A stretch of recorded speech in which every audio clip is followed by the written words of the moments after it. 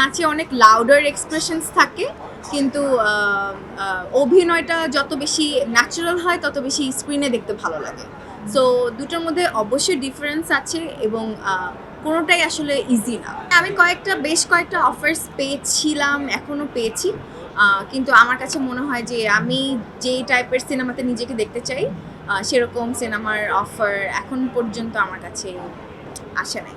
So let's see কি হয়। গল্পটা আসলে আমার কাছে ম্যাটার করে না, ম্যাটার করে হচ্ছে অফকোর্স গল্প ম্যাটার করে, ডিরেক্টর ম্যাটার করে, এবং ডিরেক্টরের পয়েন্ট অফ ভিউটা আমার কাছে অনেক বেশি ম্যাটার করে।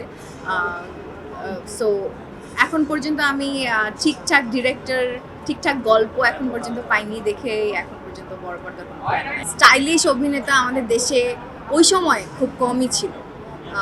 অনেক স্টাইল বলিউডেও তখন আসে নাই যখন উনি স্টাইলগুলো করেছে, অ্যান্ড ওনার অভিনয়, কথা বলা, বাচনভঙ্গি সব কিছু অনেক ডিফারেন্ট ছিল, অনেক স্মার্ট ছিল ওই সময় অনুযায়ী। So he is a fact definitely, এটা নিয়ে তো ডিনাই করার আসলে কিছু নাই।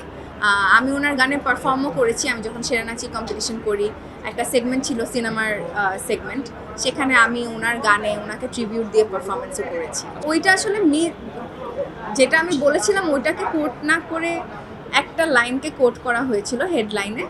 তা আমি বলেছিলাম যে আমি 4.5 মাস ওখানে আছি, আমেরিকাতে ছিলাম আমার মায়ের কাছে, অনেক খাওয়া দাওয়া করেছি, কিন্তু সেই সাথে সাথে আমি নাচের ক্লাসও করেছি, জিমও করেছি, এবং প্রতিদিন আমি জগিংও করেছি।